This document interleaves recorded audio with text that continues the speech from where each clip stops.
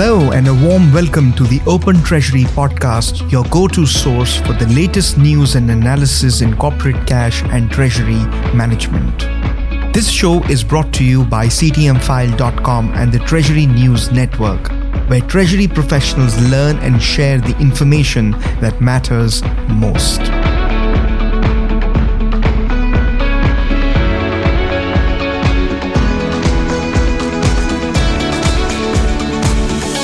I am your host Pushpendra Mehta. Joining me today is Ben Poole, writer at CTMfile.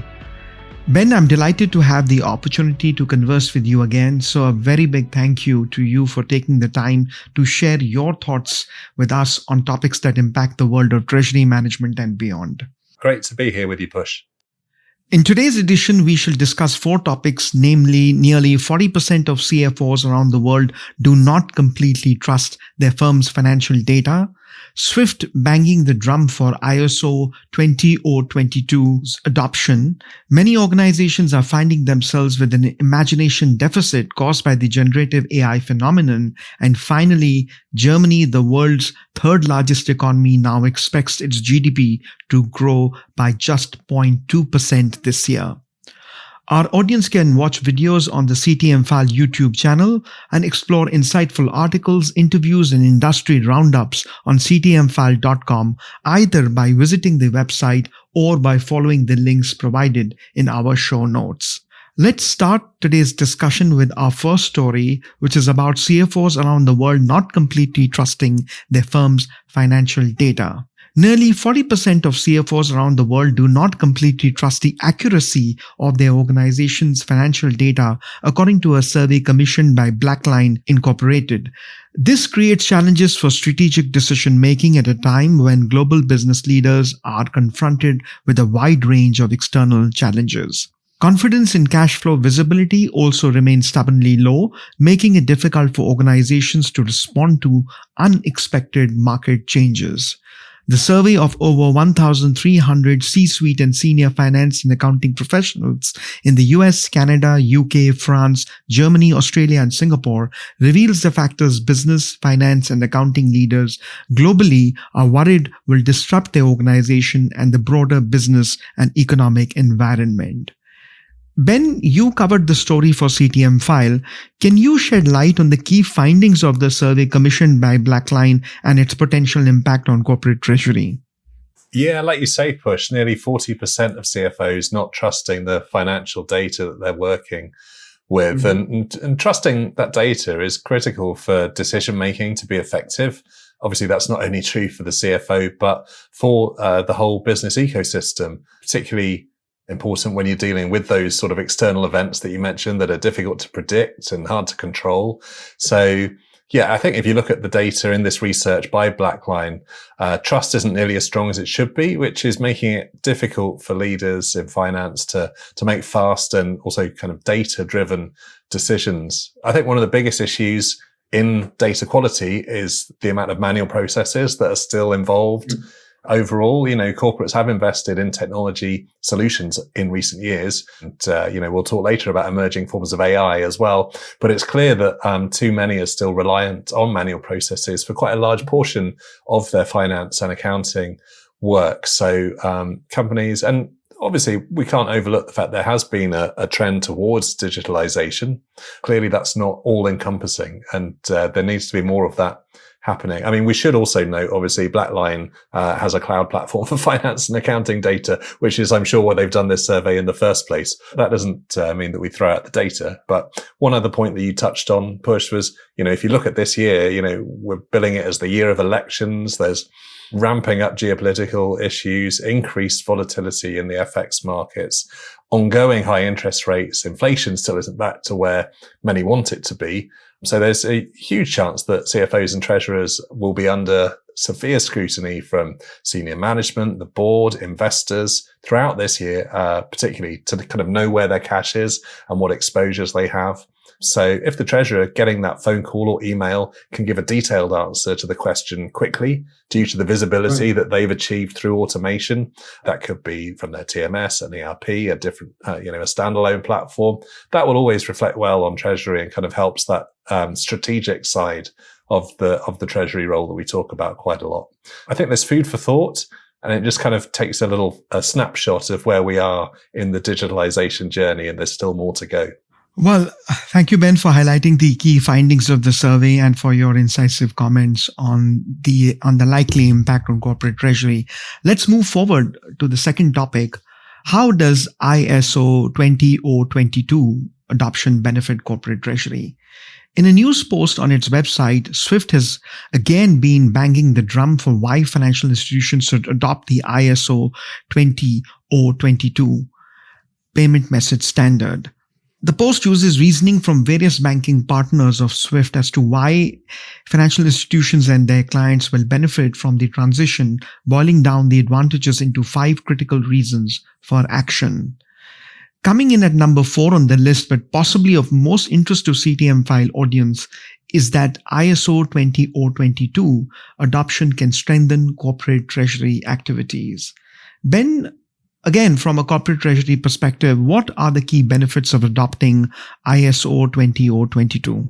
Thanks, Push. Well, a lot of the transition to ISO 20022 is the emphasis is on banks and financial institutions to make this transition. They've got the opportunity to help their corporate clients achieve their cash and treasury management goals by helping to reduce friction and streamline reconciliation through this new standard. So in March last year, the so-called ISO 20022 coexistence began, meaning that the SWIFT network began supporting these new payment messages as well as the older MT format. And this period of coexistence will last until November 2025, which it is hoped will give all the banks a chance to migrate to the new standard before the MT messages stop being supported. But so far, the deployment of ISO 20022 messages for corporates seems quite inconsistent. So as a result, resources are often needed to adapt different providers' specifications. So I think that's a big reason why SWIFT have issued this rallying cry. You know, we're already nearly a year into the coexistence, and MT messages are getting switched off at the end of next year. So it is time to get moving. You know, there's not much time to stand still.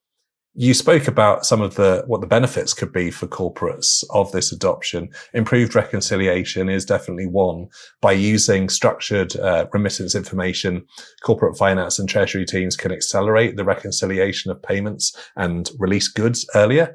It can also help with working capital improvements. So treasury teams can use the richer and structured data that's available in the ISO 20022 message format to forecast their future inbound and outbound payment flows, which in turn could enable companies to make better use of the funds that are available to them. And one other area where I think ISO 20022 can make a big difference is through supporting on behalf of payments.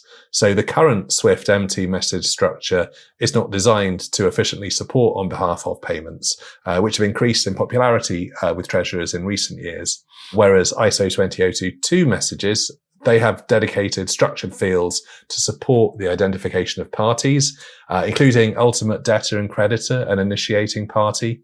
So that extra data, that rich and structured data, helps corporates take advantage of these fields to set up virtual account services. Obviously, we've spoken previously on the podcast about the take-up of virtual accounts and the benefits that those offer.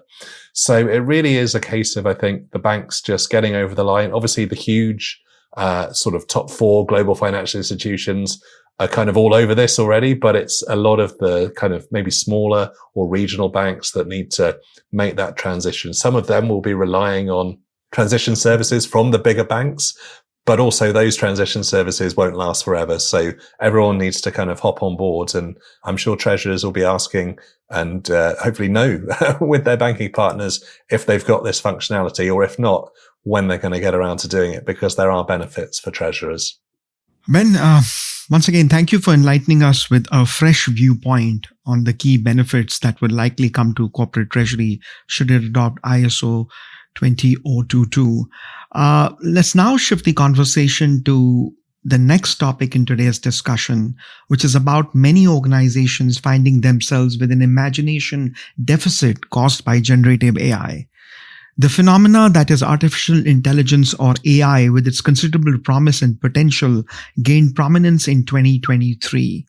With 90% of chief financial officers projecting higher AI budgets in 2024, according to a recent survey by Gartner, and 71% of surveyed CFOs planning to boost spending on AI by 10% or more compared to last year, more corporations worldwide are likely to adopt AI by default this year. While the integration of AI into business functions and operations offers significant benefits ranging from improved cash flow forecasting and decision making to enhanced productivity and risk identification, the potential upheaval brought by generative AI might be advancing faster than the capacity of many organizations and their employees to envision new approaches to work that effectively harness the combined strengths of humans and technology. Deloitte's 2024 Global Human Capital Trends report underscores this challenge, revealing that 73% of respondents say it is important to ensure that the human capabilities in the organization keep pace with technological innovation, but just 9% say they're making progress towards achieving that balance. Consequently, many organizations may find themselves with an imagination deficit. Ben, the key differentiating factor between generative AI and human intelligence is the imaginative capabilities of humans. Going forward, it is unlikely that in the short to medium term, AI will truly or fully replicate the depth and breadth of human imagination. Thus, harnessing human capabilities to foster imagination becomes paramount. Addressing the imagination deficit is imperative, Ben. What do you think global corporations must strive to do to cultivate and amplify key human capabilities, enabling them to address the imagination deficit that is arising due to generative AI? Thanks, Push. It's a really good article. I really enjoyed reading that. It's something I hadn't really thought about, I suppose. But it did bring to mind a quote that's been doing the rounds on social media in the past week and probably has a much longer history than that, which asks, why isn't AI doing the tedious stuff for creative people rather than the creative stuff for tedious people? So I think that kind of points to the heart of the problem, I think. We've spoken a lot about AI in Treasury and what role it takes. Is it going to take treasurers' jobs? Hopefully not, but it might reshape how the work in Treasury is done. And can it be more of a co-pilot, a tool, an advanced level of automation for treasuries? Really what you want is to be able to take full advantage of AI as a treasurer, to be able to assist you do your job more efficiently. And you can't do that in Treasury until you've got the data strategy for it right. You can't plug in this tool without having access to a broad range of information that can then train that model. So you kind of think then of other technologies that can help with that. So APIs have a huge role to play in achieving this, whether it's a data warehouse or a data lake or a TMS, wherever the data is going to be gathered. Treasury teams should use APIs to ensure that they have that access to relevant data in real time. So, treasurers looking to use AI to improve their cash forecast, for example, need APIs to bring together all those sources of information. And that structured data then enables them to learn what has happened in reality, to then train the AI to make better predictions for the forecast. And again, forecasting is probably the most cited use case for AI in Treasury. But generative AI or Gen AI can be used across a range of Treasury processes as well. That's something else that has been quite a trend recently. I mentioned another layer of automation. You can see that in cash pooling or in in-house bank operations, for example. Applying it to a payment factory could mean that the Treasury is not just centralizing its payments, but also making a payment factory that's got some intelligence. So you're sort of really optimizing what you can do. You spoke about the imagination. I think what you want is that human with the imagination, the ability to respond to data. And what you want AI doing is bringing all of the relevant data and maybe some elements or approaches that are a little bit outside the norm, perhaps, that a treasurer wouldn't normally think about. You can get different data points quickly and make a gut decision based on treasury training, just knowledge of the financial environment of the company and the surroundings. Yeah, I think the good news for treasurers is that finance seems fairly well represented when it comes to developing the strategy for AI within corporates. Though there was another Gartner report out this week. They're really hot on their AI reports, which showed that CFOs are the fourth most likely C-suite position to be involved in developing enterprise-wide Gen AI strategy, only behind the Chief Technology Officer, the Chief Information Officer, and the CEO. So I think 34% of CFOs said they're involved in that strategy development. And that's important to help ensure that the investments that are being made actually do drive measurable benefits and growth for the finance department to help the overall organization, and also crucially without unduly increasing risk at the same time. So there's a lot to think about, but I don't think it's something to be scared of. I think it's something to be looking at and getting as much information as possible if you're in treasury. Can I ask you a follow-up question? In terms of enhancing human imagination, do you think it is time organizations pay more emphasis on creating a culture of curiosity, a culture where they can tap into collective thinking? I know they've been doing it, but probably a greater emphasis on tapping collective thinking. For example, if you have 4,000 employees or 3,000 employees spread across 20 or 30 countries or more, doing something to harness that power, or curiosity, empathy, divergent thinking also, arises from trying to leverage collective thinking, as well as doing something around social and emotional intelligence. Yeah, I think you've put your finger on it there, in that the culture is so important within organizations. The way that human intelligence turns off is for an employee to think, they're just a drone. They're just going in for like their 8 till 6. What happened to the 9 till 5? Now it's 8 till 6. So yeah, there's definitely a call for that. And also when you think about an organization that has that many people, you can think about the diversity within that culture, the different viewpoints, the different experiences that really, companies that are at the cutting edge are really tapping into that and being able to, learn lessons from every walk of life and every area within their own employee base. So I think that's definitely true. The culture is really important for companies that want to get the balance right with AI in their organization. Well, Ben, you made some great points, and I couldn't agree more. Next up, let's delve into the fourth story, which is about Germany now expecting its GDP to grow by just 0.2% this year. Germany has followed France in deciding that its initial forecast of economic growth for 2024 was too optimistic and has revised it downwards.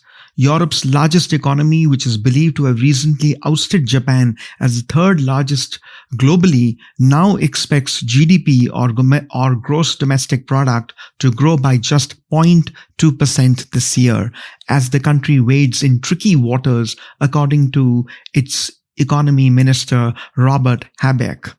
Ben, do you believe corporations and treasury departments with significant exposure to Germany should be concerned about its bleak outlook?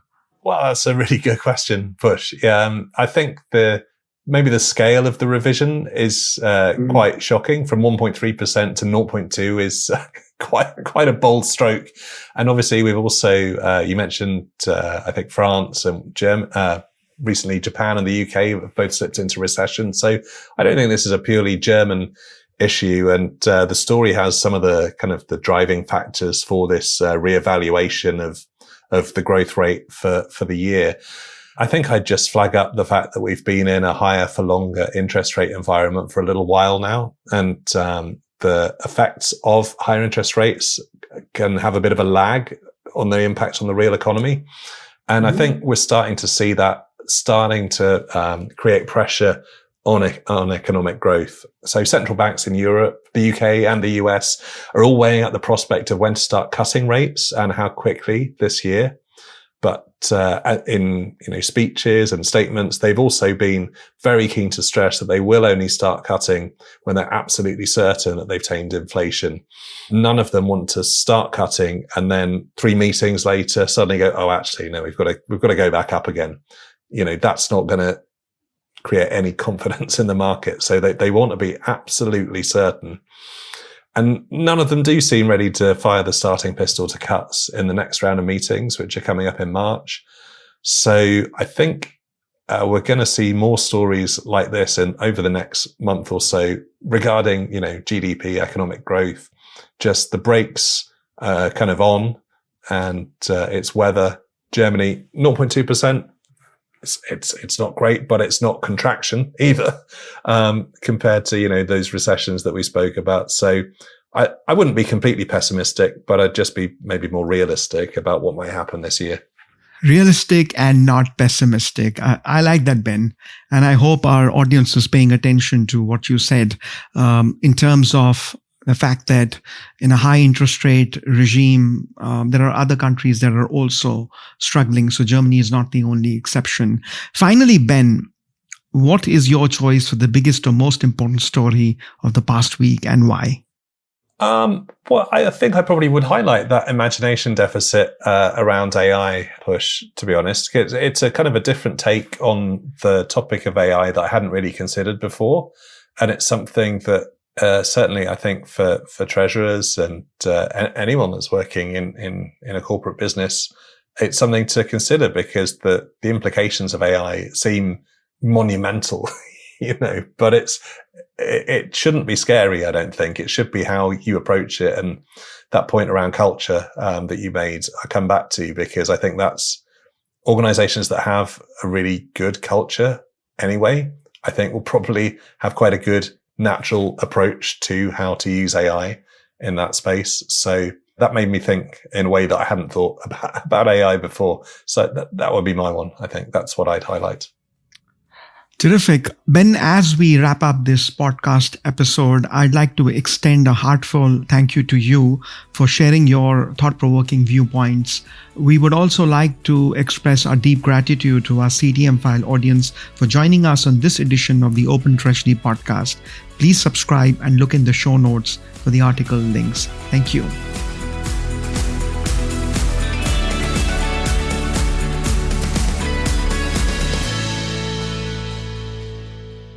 This podcast is provided for information purposes only, and statements made by CTMfile or guests on this podcast are not intended as legal, business, or consulting advice. For more information, visit ctmfile.com.